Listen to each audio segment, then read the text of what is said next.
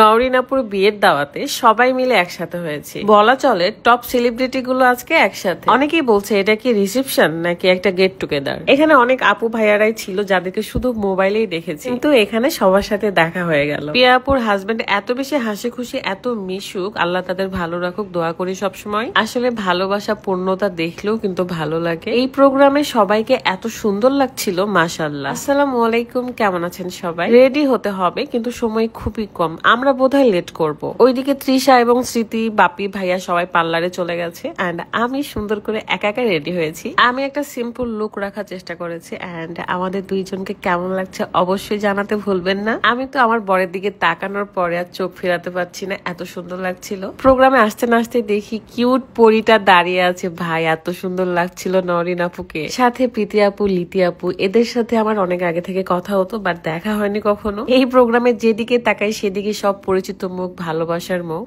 অনেককে প্রথমবার দেখছি, বাট একবারের জন্য মনে হয়নি যে প্রথমবার মিট করেছি। রাকিব ভাইয়া, অন্তরা আপু এবং ঋতু আপুদের ব্লগ আমার অনেক ভালো লাগে। দূর থেকে ভেবেছিলাম অন্তরা আপু বোধহয় কথাই বলবে না, বাট অনেক বেশি মিশুক, অনেক হাসি খুশি একটা মেয়ে। এদিকে দেখছি বর্ব মিলে ফটোশুট করছিল, দেন আমি বসে গেলাম। ভাইয়া অনেক বেশি ভদ্র একটা ছেলে, মাশাআল্লাহ। ভাইয়ার সাথে দেখা হওয়ার পর কেউ বলতে পারবে না তার সাথে সবাই প্রথমবার দেখা করছে। সবচেয়ে ভালো লেগেছে নওরিন আপু এবং ভাইয়া সবাইকে সময় দিয়েছে, সবাইকে একরকম ভাবে সময় দিয়েছে। এইটা কিন্তু খুবই গুরুত্বপূর্ণ একটা বিষয়। যাই হোক, স্মৃতিকে তো মাশাআল্লাহ অনেক সুন্দর লাগছে, আর ওনার কাজ আমার ভিডিওতে ব্যাগরা ঘটানো। চলে আসছে ম্যাডাম। দেখছি অনলাইনে অনেকেই বলছিল যে স্মৃতির রিসেপশন নাকি নওরিন আপুর। বাই দা ওয়ে, এটা কিন্তু রিসেপশন নয়, আপনারা বলতে পারেন একটা গেট টুগেদার। এমনকি এটাও বলা চলে নওরিন আপুর সব প্রিয় মানুষদেরকে নিয়ে একটা প্রোগ্রাম করছে। যেহেতু আমরা তার বিয়ের দিন যেতে পারিনি বা থাকতে পারি নাই, তাই বন্ধু বান্ধব মিলে একটা প্রোগ্রাম করেছে যেখানে আমরা সবাই একসাথে হয়েছি। একটা জিনিস লক্ষ্য করবেন যে দুই ফ্যামিলির কিন্তু কোনো গার্জিয়ান ছিল না এখানে, তার মানে হলো মেইন রিসেপশন কিন্তু এটা নয়। প্রিয়া আপু খুব হাসি খুশি একটা মেয়ে, আল্লাহ তাকে অনেক অনেক বেশি ভালো রাখুক।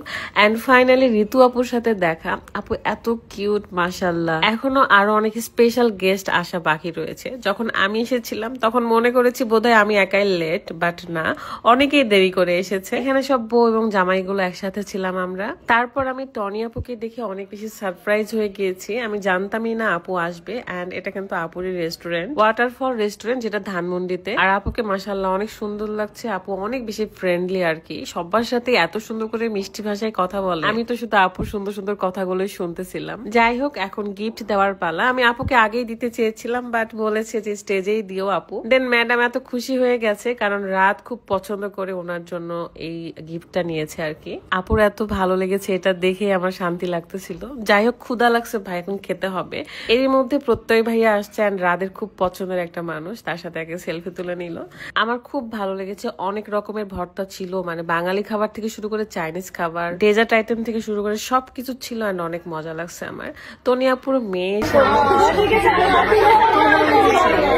নিজের মেয়ের মতো মনে করেছি।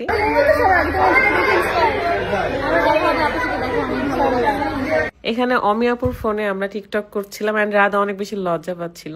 আর এই যে বাবুটা, মাশাআল্লাহ এত কিউট, আমি তো ওকে ছাড়তে চাচ্ছিলাম না।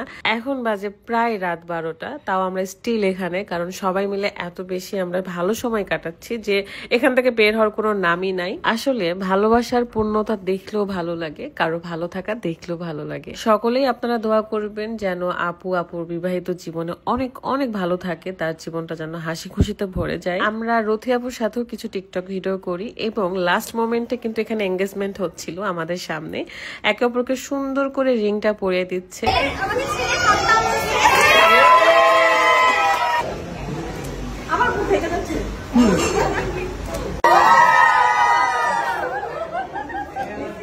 এবং নওরিন আপু আর ভাইয়াকে কিন্তু দাওয়াত দিয়ে দিয়েছি রাজশাহীতে আসার জন্য। ইনশাআল্লাহ দেখা হয়ে যাবে। এন্ড আমরা এসেছিলাম ফাহিম ভাইয়ের বাসায়, কারণ একদিন থেকে রাজশাহীতে ব্যাক করব। ভালো থাকবেন সবাই, আল্লাহ হাফিজ, আসসালামু আলাইকুম।